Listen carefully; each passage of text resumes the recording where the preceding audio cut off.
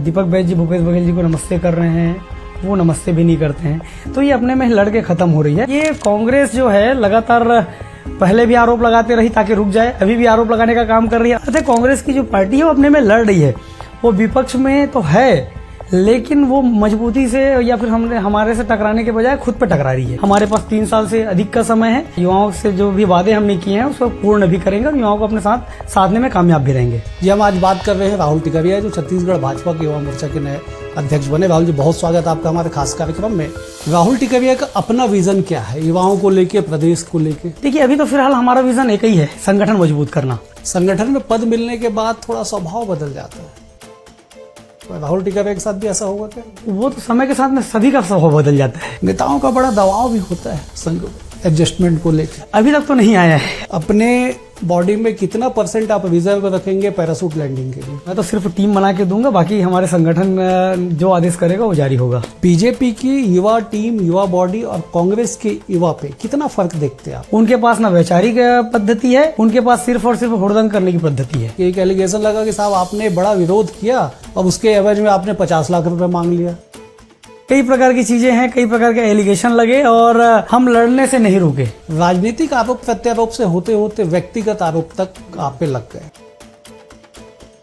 ये जो मामले हैं 4 साल में चौथी बार परोसे जा रहे हैं। राजनीति में कहा जाता है कि जब तक कोई गॉडफादर ना हो तब तक आप बहुत आगे तक नहीं जान सकते, लेकिन राहुल के साथ तो ऐसा नहीं हुआ। अगर संगठन गॉडफादर है तो दूसरे को गॉडफादर बनने की आवश्यकता ही नहीं है।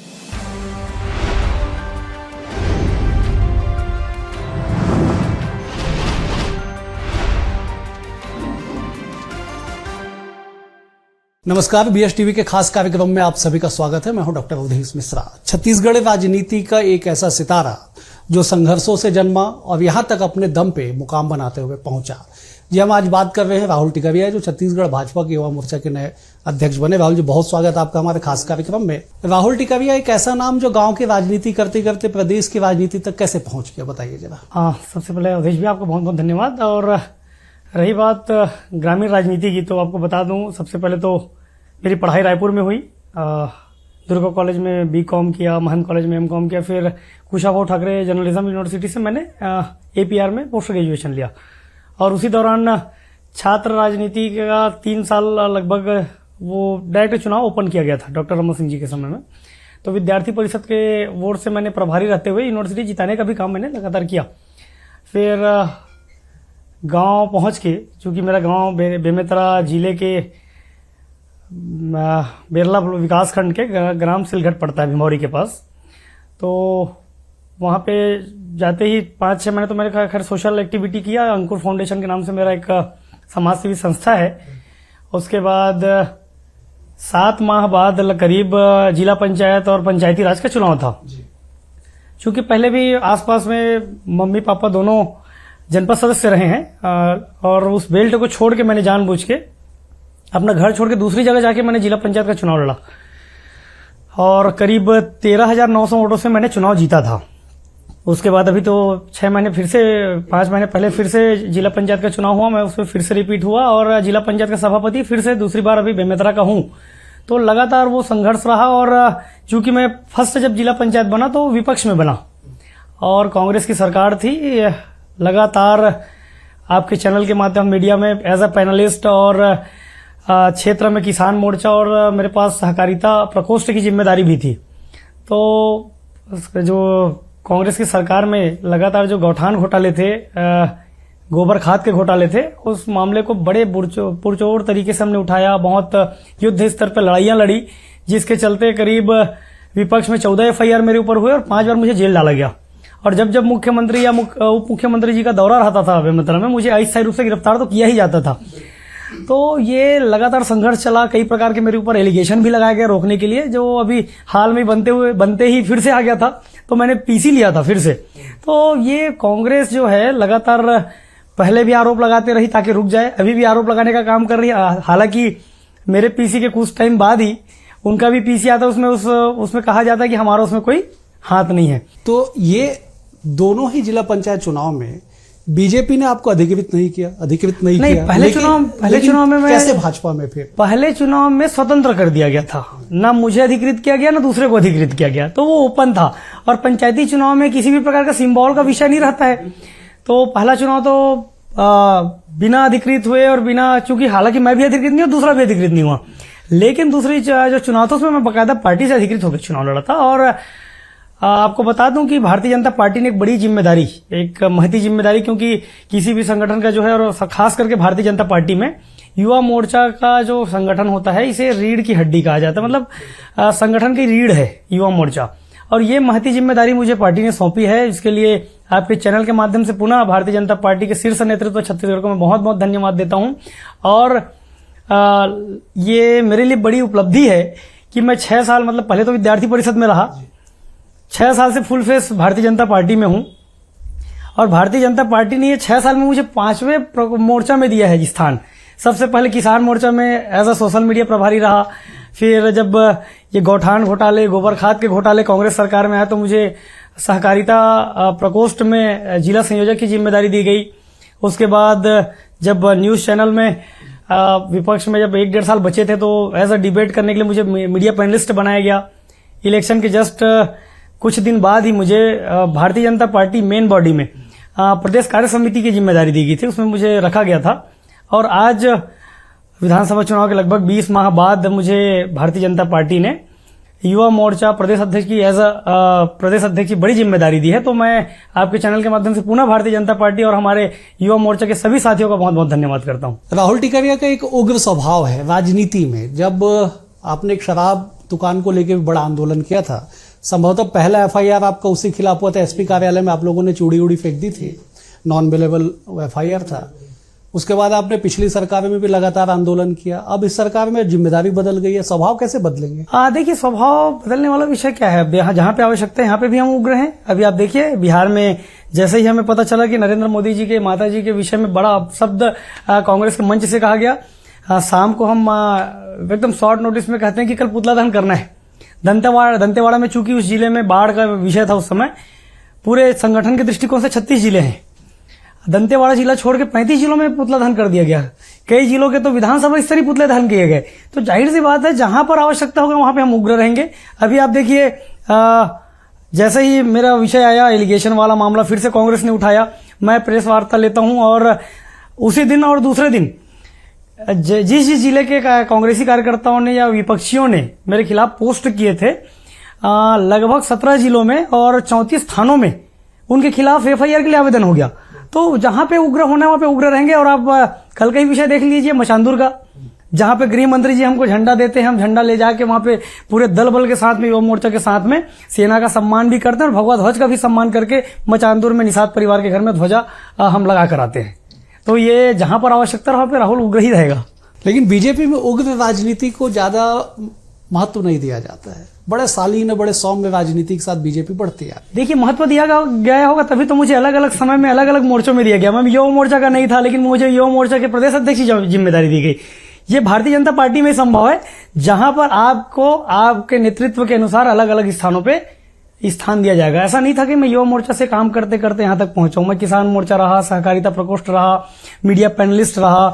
उसके बाद आप देखिए, मैं मेन बॉडी में भारतीय जनता पार्टी प्रदेश के कार्य समिति का सदस्य मुझे बनाया गया बहुत कम उम्र में। मैं उस टाइम में जब विधानसभा चुनाव हुए तो 31.5 साल का था, आज 33 कंप्लीट है। तो जाहिर सी बात है, बहुत कम उम्र में मुझे कार्य समिति सदस्य भी बनाया गया था। चूंकि भारतीय जनता पार्टी में अंडर 35 का विषय है, तो मुझे युवा मोर्चा का प्रदेश अध्यक्ष भी बनाया गया है। तो ये बिल्कुल नहीं है कि उग्र राजनीति वालों को स्थान नहीं दिया जाता, बिल्कुल स्थान दिया जाता है। उसका उदाहरण राहुल टिकरिया आपके सामने बैठा है। युवा मोर्चा के जितने बड़े अध्यक्ष हुए, चाहे संजय श्रीवास्तव से लेके या राजेश मुड़त से लेके संजय श्रीवास्तव से लेके विजय शर्मा तक आ जाइए, यशवंत जैन भी रहे, अनुराग सिंहदेव भी रहे, सबको बड़ी जिम्मेदारी पार्टी ने दी, बड़े बड़े महत्वपूर्ण जिम्मेदारियां दी, उन्होंने निभाया भी। तो क्या माना जाए आने वाले समय में राहुल टिकरिया बड़ी जिम्मेदारी के साथ आगे बढ़ेंगे? देखिए अवधेश भैया, ये तो जो विषय है ये संगठन का विषय है। अभी मैंने बहुत बड़ा उदाहरण आपको बताया कि 6 साल में मैं 5वां मोर्चा में हूं। तो निसंदेह भारतीय जनता पार्टी का विषय है। जहां पे मेरी आवश्यकता होगी, जहां पर उपयुक्त तो मैं लगूंगा, भारतीय जनता पार्टी वहां पे मुझे भेजेगी। ये मेरे लिए उदाहरण ही है, क्योंकि मैं 6 साल में 5वें मोर्चा में आज हूं। तो जहां पर पार्टी को लगेगा कि यहाँ पे राहुल को बैठाना है या राहुल को यहाँ पे स्थापित करें, तो पार्टी तय करेगी उसको। राहुल टिकरिया तय नहीं कर सकता। 2028 की रणनीति शुरू हो चुकी है राजनीतिक दलों की, आपको बड़ी जिम्मेदारी दी गई, युवाओं की बड़ी भूमिका होगी। पिछले चुनाव में हमने देखा कि युवाओं की बड़ी भूमिका थी। युवाओं को कैसे जोड़ेंगे आप? क्योंकि इसलिए मैं पूछ रहा हूं, आप कह रहे हैं कि 5-6 साल में 5वीं जिम्मेदारी अलग अलग मोर्चा प्रकोष्ठ होगी। युवा मोर्चा आपका बैकग्राउंड है नहीं, कैसे जोड़ेंगे युवाओं को? हाँ ठीक है, युवा मोर्चा मेरा बैकग्राउंड नहीं है, लेकिन मैंने 9 साल विद्यार्थी परिषद को दिया है। 9 साल विद्यार्थी परिषद ने मुझे दिया है और मौका दिया, अलग अलग विभिन्न दायित्वों में रखा, कभी यूनिवर्सिटी प्रभारी बनाया, कभी प्रदेश कार्य समिति सदस्य बनाया। और चूंकि युवा उस समय से मेरे से जुड़े हुए हैं, मेरे जूनियर रहे, कोई मेरे सीनियर रहे। आपको स्पष्ट मैं बता दूं कि चूंकि 28 के जो आप विषय बात कर रहे हैं, निसंदेह युवाओं की बड़ी भूमिका रहेगी और युवा मोर्चा पार्टी की रीढ़ है और इस रीढ़ को मजबूत करने की मेरे को बहुत बड़ी जिम्मेदारी मिली है और उस जिम्मेदारी में मैं लग चुका हूं। अभी आपके पास बैठे बैठे वही चर्चा कर रहा था कि मैं घर नहीं जा पाया हूं, आज मैं घर जा रहा हूं भैया 2 घंटे के लिए। तो जिस दिन से बना हूं लगातार पार्टी का मैं कार्यक्रम कर रहा हूं, युवाओं को जोड़ने का काम कर रहा हूं। आपको बता दूं, जिस दिन से बना तीसरे दिन मैंने रायपुर संभाग की बैठक ली। रायपुर संभाग की बैठक के बाद एक बड़ा कार्यभार का आयोजन हुआ जो धरसीमा से के शिव मंदिर से चलकर 24 किलोमीटर की यात्रा करके शॉर्ट नोटिस में, चूंकि मैं मोर्चा का तो नहीं हूं, उसके बाद भी हजारों की संख्या में युवा साथी उपस्थित होते हैं। वहां का जो ऑडिटोरियम होता है हमारे कार्यालय का ओवरफ्लो रहता है, तो जाहिर सी बात है युवा भारी संख्या में जुड़ रहे हैं। और उसके बाद मैं 6 जिलों का प्रवास कर चुका हूं। ये पुतला दहन का प्रदेश स्तरीय कार्यक्रम हो गया, FIR दर्ज करवाने का प्रदेश स्तरीय कार्यक्रम हो गया। कल दुर्ग में संभाग स्तरीय बैठक है जिसमें हमारे संगठन के शिल्पी और संगठन महामंत्री पवन साया जी स्वयं रहेंगे। 12 तारीख से मेरा कांकेर और कोंडागांव जिले का प्रवास है। 13 तारीख को फिर से बस्तर संभाग का युवा मोर्चा का एक गैदरिंग है, बड़ा गैदरिंग, जिसमें पवन साय जी भी रहेंगे और हमारे प्रदेश अध्यक्ष जी भी रहेंगे। साथ ही साथ उसके अलावा 3 दिन एक्स्ट्रा मैं और बस्तर रुक रहा हूं, जहां पे पूरे बस्तर के सारे जिलों को करके आऊंगा। तो युवाओं को जोड़ने का बड़ा काम हमने चालू कर दिया है। अभी मैं PC लेके आ रहा हूं, उस प्रेस कॉन्फ्रेंस में आपके रिपोर्टर भी रहे। 21 सितंबर को मोदी जी के बर्थडे के विषय पे और जो सेवा पखवाड़ा चलता है उसमें हम 10-10 हजार युवाओं का टारगेट लेके चल रहे हैं। राजधानी रायपुर और न्यायधानी बिलासपुर, ये मोदी मैराथन का विषय है जिसमें मोदी युवा रन का एक टैगलाइन है और उस टैगलाइन के तहत हमने टी-शर्ट का भी लॉन्चिंग किया, पोस्टर भी लॉन्च किया। तो युवाओं को जोड़ना और फिट इंडिया के लिए उनको प्रेरित करना, ये हमारा उद्देश्य रहेगा। तो निसंदेह हम सत्ता में है तो प्रेरित करने वाले कामों से और रचनात्मक कार्यों से युवाओं को जोड़ेंगे। क्योंकि छत्तीसगढ़ में ट्रिपल इंजन की सरकार चल रही है, सरकार की योजनाओं से भी युवाओं को जोड़कर हम संगठन को मजबूत करने का काम करेंगे। राहुल टिकरिया का अपना विजन क्या है युवाओं को लेके, प्रदेश को लेके? देखिए, अभी तो फिलहाल हमारा विजन एक ही है, संगठन मजबूत करना। संगठन को मजबूत करना है, ज्यादा से ज्यादा युवाओं को जोड़ना है। और चूंकि केंद्र में एक सशक्त नेतृत्व की नरेंद्र मोदी जी की सरकार चल रही है, सुशासन की सरकार छत्तीसगढ़ में विष्णुदेव साय जी की चल रही है, तो ये सरकार को भी मजबूत करना और उससे भी ज्यादा मजबूत करना हमारा संगठन, क्योंकि संगठन के भरोसे ही सरकार चलती है। संगठन में पद मिलने के बाद थोड़ा स्वभाव बदल जाता है नेताओं का, राहुल टिकरिया के साथ भी ऐसा होगा क्या? वो तो समय के साथ में सभी का स्वभाव बदल जाता है। अच्छा, तो जो विषय रहेगा, देखिए मैंने पहले भी कहा कि अभी सरकार में है तो आंदोलन प्रदर्शन तो नहीं कर सकते, लेकिन रचनात्मक कार्य करेंगे और जो लगातार प्रवास का दौर रहेगा, क्योंकि देखिए जितना ज्यादा हम प्रवास करके उतने युवा हमसे जुड़ेंगे। तो निरंतर प्रवास तो मेरा ये ध्येय बिल्कुल रहेगा, छत्तीसगढ़ का प्रवास कंटिन्यू चलेगा। अच्छा, आपने कहा कि अखिल भारतीय विद्यार्थी परिषद में 6 साल रहा, प्रदेश भर की राजनीति के लोगों को आप जानते हैं, युवाओं की उम्मीद ज्यादा हो गई होगी और एक लिमिटेशन होता है, किसी भी अध्यक्ष के लिए एक लिमिटेशन होता है कि लोगों को एडजस्ट हमको एक लेवल पे करना है। उस उम्मीद को कैसे पूरा करेंगे? अवधेश भाई, आपको बता दूं, देखिए Bharatiya Janata party main body के अलावा बूथ स्तर तक का जो अध्यक्ष बनता है, बूथ अध्यक्ष, उसमें एक तो प्रमुख बूथ अध्यक्ष बनता है, एक तो युवा मोर्चा का बूथ अध्यक्ष बनता है। मतलब बूथ तक अगर कोई टीम बनती तो युवा मोर्चा की टीम बनती है मेन बॉडी के अलावा। तो वहां से जब बूथ का विषय है, बूथ अध्यक्ष में भी हमारे युवा मोर्चा के साथ ही एडजस्ट होंगे। उसके अलावा मंडल में भी एडजस्ट का विषय है, साथ ही जिला का विषय है और प्रदेश का विषय है। मतलब पर्याप्त लाइन है जहां पर कार्यकर्ता स्थापित हो सकते हैं। तो सभी का जो हमसे अपेक्षाएं होंगी वो पूर्ण होंगी। मैं तो हर जगह जहां पर भी बैठक ले रहा हूं, कई वीडियो भी आप देखे होंगे शायद, वहां पे मैं हर जगह यही बोल रहा हूं कि युवा मोर्चा का प्रदेश अध्यक्ष मैंने बना हूं, युवा मोर्चा का एक साथी बना है और उनके साथ में मिलकर काम करना है और उनके लिए मैं सदैव खड़ा रहूंगा। और वो एक बूथ का कार्यकर्ता भी रहेगा तो राहुल टिकरिया उनके लिए खड़ा है और वो स्वयं हमारे युवा मोर्चा का प्रदेश अध्यक्ष है। और यही ध्येय के साथ में हमें पूरे प्रदेश भर में हमारा भ्रमण का भी कार्यक्रम करना है, प्रवास का भी कार्यक्रम करना है और युवा मोर्चा को और संगठन को मजबूत करने का भी। विपक्ष की राजनीति में आप एक्सपर्ट हैं, सत्ता और संगठन में तालमेल कैसे बैठाएंगे?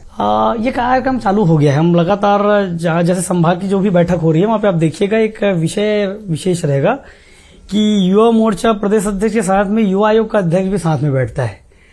तो सत्ता और संगठन का तालमेल बनाना चालू हो गया है। युवा आयोग के जो अध्यक्ष हैं विश्वजीत तोमर जी लगातार कंधे में कंधे मिला के हम दोनों साथ में चल रहे हैं। कल भी हम दुर्ग संभाग की और बस्तर संभाग की बैठक के लिए चर्चा किए, साथ में मंथन किए और सच्चिदानंद उपासने जी के माता जी का जो विषय था श्रद्धांजलि देने भी साथ में गए और दुग्धाधारी मठ में भी श्री राम जी का आशीर्वाद दोनों साथ में लिए। तो हम दोनों मिलकर एक प्रकार से काम चालू कर दिए हैं। तो ये मान सकते हैं आप सत्ता और संगठन का तालमेल बनना प्रारंभ हो गया है। किसी भी सरकार में युवाओं को सरकार से ज्यादा अपेक्षा होती है। युवा मन रहता, आदमी चाहता है कि अधिक से अधिक भागीदारी हो, लेकिन यहाँ भी लिमिटेशन है सरकार में। फिर उन युवाओं को कैसे साधेंगे, कैसे 2028 तक सस्टेन करेंगे? देखिए, आपको बता दूं सरकार का जो विषय है महज 20 माह हुए सरकार को बने, अधिकांश घोषणाएं हमारी पूर्ण हो चुकी है। युवाओं के लिए भी हमारा का जो हमने घोषणा किया था, चाहे पीएससी में सीबीआई जांच बैठाने का हो, पुलिस भर्ती का विषय हो, जहां पर भी घोटाले का विषय था जिसपे युवाओं को बड़ा एक अपेक्षा रहती है लेकिन उनका सपना टूट जाता है, उन चीजों में जांच बैठा के उनको पारदर्शी तरीके से जांच करवाना, उनका रिजल्ट जारी करवाना, वो सारी चीजें भारतीय जनता पार्टी कर रही है। और अभी समय समय पर वैकेंसी का जो विषय है वो भी आना प्रारंभ हो रहा है। तो निसंदेह सरकार को अभी 2 साल भी पूरे नहीं हुए हैं, हमारे पास 3 साल से अधिक का समय है और इन समयों में हम युवाओं से जो भी वादे हमने किए हैं उसको पूर्ण भी करेंगे और युवाओं को अपने साथ साधने में कामयाब भी रहेंगे। राजनीति में कहा जाता है कि जब तक कोई गॉडफादर ना हो तब तक आप बहुत आगे तक नहीं जान सकते, लेकिन राहुल के साथ तो ऐसा नहीं हुआ। नहीं, मेरा गॉडफादर तो संगठन है, संगठन ही गॉडफादर होता है और संगठन ही अलग अलग स्थानों पे लगातार मुझे स्थान दे रही है। तो इससे बड़ा मेरे लिए क्या विषय हो सकता है? अगर संगठन गॉडफादर है तो दूसरे को गॉडफादर बनाने की आवश्यकता ही नहीं है। क्षेत्रीय राजनीति को कैसे साधेंगे? आपने कहा कि बस्तर भी जाऊंगा, सरगुजा भी जाऊंगा, स्वाभाविक आप अध्यक्ष प्रदेश भर का दौरा करेंगे, लेकिन क्षेत्रीय संगठन संतुलन इस नाते कि जब आप अपनी बॉडी बनाएंगे तो उसमें क्षेत्रीय संतुलन को साधना होगा। बिल्कुल, क्षेत्रीय जो सबसे बड़ा विषय भी देखिए, सारे जिलों में भारतीय जनता पार्टी के जिला अध्यक्ष हैं, युवा मोर्चा के भी वर्तमान के जिला अध्यक्ष हैं, उनसे नाम लिया जाएगा। उसके अलावा वहां पे संबंधित जो हमारे विधायक जी हैं, मंत्री जी हैं, सांसद जी हैं, उनसे भी हमारे पास नाम आएंगे, नाम लिया जाएगा। और एक कोऑर्डिनेशन के साथ में, चूंकि सारा प्रपोजल लेके हमें संगठन के महामंत्री प्रदेश अध्यक्ष जी को के पास सौंपना है, वो कोऑर्डिनेशन देख के ही टीम जारी करेंगे। तो निसंदेह आप आश्वस्त रहिए कि एक बड़ा कोऑर्डिनेशन रहेगा और बिल्कुल सारे संभाग और सारे क्षेत्र साधे जाएंगे और पूरे एक संयुक्त रूप से, समामिलित रूप से ही संगठन का विस्तार होगा और प्रदेश की टीम जारी होगी। नेताओं का बड़ा दबाव भी होता है संघ एडजस्टमेंट को लेकर। अभी तक तो नहीं आया है अभी तक तो दबाव नहीं आया है। बाकी बिल्कुल हर किसी की अपेक्षा होती है कि हमारा कार्यकर्ता फिट हो और हमारा युवा मोर्चा का साथी फिट हो। हमारी भी अपेक्षा रहती है, उनकी भी अपेक्षा रहती है और संगठन भी चाहता है कि ये जो संगठन में काम किए हैं वो रहें। लेकिन मेरा तो एक ही ध्येय है, चूंकि हमने विपक्ष की राजनीति देखी है 20 महीने पहले, और इस 20 महीने पहले की विपक्षी राजनीति में हमारा ये टारगेट रहेगा कि जो ज्यादा से ज्यादा FIR जेलें हो, जो सरकार के खिलाफ ज्यादा से ज्यादा लड़ाइयां लड़ी हो और वो एज क्राइटेरिया में हो, तो ऐसे लोगों का चयन हमें करना ही है ताकि उनको एक सम्मान भी मिल सके और ऐसे युवा मोर्चा में आ सके जो हर परिस्थिति में लड़ने के लिए तैयार भी हैं। अपने बॉडी में कितना % आप रिजर्व रखेंगे पैराशूट लैंडिंग के लिए? अब देखिए, वो तो मेरा विषय है नहीं, मैं तो सिर्फ टीम बना के दूंगा, बाकी हमारे संगठन जो आदेश करेगा वो जारी होगा। कांग्रेस को बतौर विपक्ष 20 महीने में कहाँ देखते हैं आप? ये कांग्रेस की पार्टी खुद पे लड़ रही है। आप एक बीच में एक वीडियो वायरल हुआ था जहां पर भूपेश बघेल जी दीपक बैज जी भूपेश बघेल जी को नमस्ते कर रहे हैं, वो नमस्ते भी नहीं करते हैं। तो ये अपने में लड़ के खत्म हो रही है। और ये TSC मेरा ही प्रेस कॉन्फ्रेंस जिस दिन हुआ एलिगेशन वाले विषय दिन, उस दिन 2 प्रकार की बातें सामने आई। एक तो बैज जी प्रेस कॉन्फ्रेंस ले रहे थे, बाजू से सुशीलानंद शुक्ला जी कहते हैं कि राहुल वाला जो विषय है हमारा विषय नहीं है, राहुल टिकरिया पे हमारा कोई आरोप नहीं है, हमने अपने पेज से कुछ भी नहीं डाला, ऑफिशियल पेज से नहीं डाला। लेकिन उन्हीं का आकाश शर्मा जो कहता है कि हमारे कार्यकर्ताओं के ऊपर FIR का दबाव बनाया जा रहा है। अगर कांग्रेस ये कह रही है कि हमारा मामला नहीं है तो फिर उनके कार्यकर्ता कहां से आ गए? दूसरा विषय, उसी दिन टीएस सिंहदेव जी का एक बयान आता है कि कांग्रेस को इस प्रकार की ओछी राजनीति नहीं करनी चाहिए। तो जाहिर सी बात है, कांग्रेस की जो पार्टी है वो अपने में लड़ रही है, वो विपक्ष में तो है, लेकिन वो मजबूती से या फिर हमारे से टकराने के बजाय खुद पे टकरा रही है। लेकिन दीपक बैच कहते हैं कि साहब 20 महीने में सबसे मजबूत विपक्ष कांग्रेस दिखाई पड़ रही है। 7-7, 8-8 पदयात्रा उन्होंने कर ली। देखिए, वो खुद को आश्वस्त कर रहे हैं, खुद को आश्वासन दे रहे हैं। जो भी पदयात्राएं हो रही है अपने अपने पे हो रही है, जो भी कार्यक्रम पार्टी के हो रहे हैं अपने अपने पे हो रहे हैं। एकजुट होकर वो कौन सा कार्यक्रम कर रहे हैं आप ही बता दीजिए। वो तो सार्वजनिक जगहों पे कोई नमस्ते कर रहा है तो नमस्ते का रिप्लाई नहीं कर रहा है, कोई कर रहा है कि कांग्रेस को ऐसा नहीं करना चाहिए। मतलब ये खुद पे लड़ रहे हैं और खुद पे मिट जाएंगे। बीजेपी की युवा टीम, युवा बॉडी और कांग्रेस के युवा पे कितना फर्क देखते हैं आप? देखिए, भारतीय जनता पार्टी की जो युवा पार्टी है वो वैचारिक पार्टी है। चूंकि भारतीय जनता पार्टी अंत्योदय के सिद्धांत पर है, हम भी आप देखिए अंत्योदय के सिद्धांत के तहत ही काम कर रहे हैं। हम मोहला मानपुर अंबागढ़ चौकी जिला गए जब प्रवास में, तो मानपुर जिले के उस छोर के गांव में गए जहां पे युवाओं से हम संवाद किए जो नक्सलाइट प्रभावित है। लेकिन हम वहां पे गए, वैसे ही अभी हम बस्तर जा रहे हैं, बीजापुर जा रहे हैं, सुकमा जा रहे हैं। वहां पे न सिर्फ जिला मुख्यालयों में हमारा कार्यक्रम रहेगा, बल्कि युवाओं से संवाद करने हम उन गांवों तक भी जा रहे हैं जो नक्सल प्रभावित रहे हैं, जहां पे हर कोई पहुंच नहीं पाता। हम उन स्थानों पर भी जाएंगे युवाओं से संवाद करने। तो अंत्योदय के सिद्धांत पे भारतीय जनता पार्टी युवा मोर्चा काम करती है और वैचारिक पार्टी है। यही कमी कांग्रेस के युवा टीम में है। उनके पास ना वैचारिक पद्धति है, उनके पास सिर्फ और सिर्फ हुड़दंग करने की पद्धति है। यही अंतर है। लेकिन उनका एनएसवाई विंग थोड़ा ज्यादा स्ट्रांग दिखाई पड़ता है बनस्पत आपके एबीपी से। देखिए, वो छात्र संघ का विषय है। मैं अब छात्र संघ से ऊपर आ चुका हूँ, उस पर जवाब देने का हक मुझे नहीं बनता। छात्र संघ से मैं ऊपर आ गया हूँ और मैं अब युवा मोर्चा का हूँ, तो मैं युवा कांग्रेस से कंपेरिजन कर सकता हूँ। रही बात छात्र संघ का जो विषय है, छात्र संगठन के नेता इस पे जवाब दे पाएंगे। कोई ऐसा नहीं है कि पहली बार राहुल टिकरिया पे एलिगेशन लगा हो। मुझे याद है कि आप ही के जिले के एक अधिकारी ने सुसाइड तक करने की धमकी दे दी थी कि आपने कहा था कि कहीं कुछ मेरा विज्ञापन छपवा दो, और उन्होंने कहा कि मुझे मानसिक तौर से नहीं, उसका विषय आपको बता दूं अवधेश भैया, वो विषय गलत है। आप थोड़ा गलत कंफ्यूजन में है। वो विषय ये था कि एक अधिकारी था खादी एवं ग्रामोद्योग का, विपक्ष की सरकार थी। खादी एवं ग्रामोद्योग विभाग से बहुत सारे लोन सैंक्शन होते हैं। वो लोन जो सैंक्शन होते हैं वो मुख्यमंत्री प्रोत्साहन राशि का विषय रहता है और एक प्रधानमंत्री स्टार्टअप का विषय रहता है।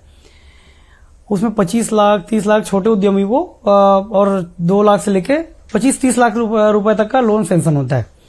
उसमें एक ट्रैक्टर वर्कशॉप का हमारा कार्यकर्ता था बारगांव का, जो लोन लिया हुआ था वहां से 7 लाख का, और वो जो सब्सिडी की राशि जो उनको वापस करनी थी उसके एवज में उसने घूस लिया। उसका हमने वीडियो वायरल किया, उसको सस्पेंड कराया। हालांकि उसका रिटायरमेंट का उम्र महज 6 महीने बचा हुआ था।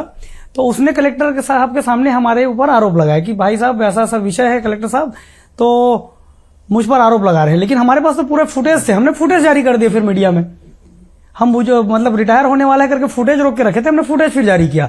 उसके बाद वो सस्पेंड भी हुआ, उसको रायपुर मुख्यालय में अटैच भी किया गया। तो लगातार वो सिर्फ वो विषय नहीं, मैं घूसखोरी का कई मामले पर्दाफाश किया। मैं तो एक आपको मेरे ख्याल से ध्यान में होगा उसे भी, आप लगातार जुड़े हुए हैं। आज से 4 साल पहले बेरला बिजली विभाग से मैंने ट्रांसफार्मर के एवज में लिए हुए 1,80,000 रुपए तत्काल कैश किसानों को लौटवाया था। तो ऐसे कई मामले हम निकाले और उसमें दबाव हम पर बनाया जाता था, क्योंकि विपक्ष का मामला था कि ये झूठा आरोप है, ये सही आरोप है। तो हम एग्रेसिव राजनीति में हमेशा रहे और वो एलिगेशन के अलावा कई प्रकार के एलिगेशन कांग्रेस की सरकार में एक मेरे को याद आ रहा है कि एक एलिगेशन लगा कि साहब आपने बड़ा विरोध किया शायद किसी खदान या उद्योग का, और उसके एवज में आपने 50 लाख रुपए मांग लिया। वही तो बात है। कई प्रकार की चीजें हैं, कई प्रकार के एलिगेशन लगे और हम लड़ने से नहीं रुके। वो आरोप लगाते गए, लेकिन हम लड़ाई न रोके, न झुके, न कभी उनके सामने टूटे। लड़ते रहे और उसी का नतीजा है कि आज भारतीय जनता पार्टी ने हमें युवा मोर्चा का प्रदेश अध्यक्ष बनाया है। राजनीतिक आरोप प्रत्यारोप से होते होते व्यक्तिगत आरोप तक आप पे लग गए, कैसे फेस कर रहे हैं और क्या वास्तविकता है? आपके चैनल के माध्यम से भी फेस किया कुछ दिन पहले। देखिए, वो व्यक्तिगत मामले और सारे आरोप कांग्रेस की जो पार्टी है यहाँ पे वहां पे जो क्षेत्रीय विधायक हुआ करते थे कांग्रेस की सरकार में, अभी जब 7 दिन पहले मैंने आपके चैनलों के माध्यम से सारे मीडिया के सामने जब पीसी किया, हमारे पार्टी के 2 प्रवक्ता साथी भी बैठे थे, बड़े भैया बैठे थे, विधि प्रकोष्ठ भी बैठा था, रायपुर के जिला अध्यक्ष भी बैठे थे। उसमें मैंने स्पष्ट बताया कि ये जो मामले हैं 4 साल में चौथी बार परोसे जा रहे हैं। जब विधानसभा चुनाव हुआ उसके 1 साल पहले मुझे रोकने के लिए परोसा गया। उस समय चूंकि व्यक्तिगत मामला होता था तो मैं सिर्फ एक वीडियो बना के जारी कर देता था और वो घरों घर पहुंच जाते थे, क्योंकि मेरे मोबाइल में 22,000 कॉन्टेक्ट हैं। मैं ब्रॉडकास्ट करता था, सब तक पहुंच जाते थे, मामले खत्म हो जाते थे। 1-2 बार मैंने शिकायत किया, उसमें खत्म हुए। उसके बाद जब विधानसभा का चुनाव आया तो मीडिया के माध्यम से मेरा नाम भी चलने लग गया, तो उस टाइम रोकने के लिए फिर सर्कुलेट किया गया। उस समय भी मैंने वीडियो बना के उसको फेस किया। फिर अभी जिला पंचायत जब 5 महीने पहले लड़ने गया तो उसको घरों घर परोसे गए कि राहुल के ऊपर ये आरोप है, राहुल भैया के चरित्र खराब है, ये खराब है। उस समय भी मैंने सामान्य वीडियो बना के उस चीज को फेस किया, क्योंकि मेरी क्षेत्र की जनता मुझे जानती है, मेरा व्यवहार जानती है। और आपको बता दूं, मैं दोनों बार अपने घर में चुनाव नहीं लड़ा हूं। हर बार क्षेत्र मेरा अलग रहा है और दोनों बार मैं चुनाव जीत के आया हूं, बहुत अच्छे अंतर से जीत के आया हूं। चरित्र हनन की राजनीति कितना स्वीकार है राजनीति में? देखिए, यही स्वीकार्य नहीं है। वो उनके डिप्टी सीएम जो रहे टीएस सिंहदेव जी, उन्होंने हमारे पीसी के शाम को ही कह दिया कि इस प्रकार की राजनीति नहीं करनी चाहिए, राजनीति के लिए बहुत हानिकारक है और बहुत दुखद है। ये टीएस सिंहदेव जी का लाइन है। तो आप समझिए कि कांग्रेस के बहुत अच्छे कई नेता भी हैं जो चाह रहे हैं कि ये सब चीजें ना हो, लेकिन कांग्रेस अपने इस प्रकार की जो नीति बना के चल रही है, जहां पे चारित्रिक हनन से लेके ये सीधे हत्या तक की बात करते ना, अपने आप में दुखद है। एक आखिरी सवाल है, इन तमाम आरोपों के बीच में क्या राहुल का कभी मनोबल गिरता है? बिल्कुल मेरा मनोबल नहीं गिरा। अगर मनोबल गिरा होता तो उस दिन मेरे प्रेस कॉन्फ्रेंस में आप देखते कि मेरा कॉन्फिडेंस कहां तक था।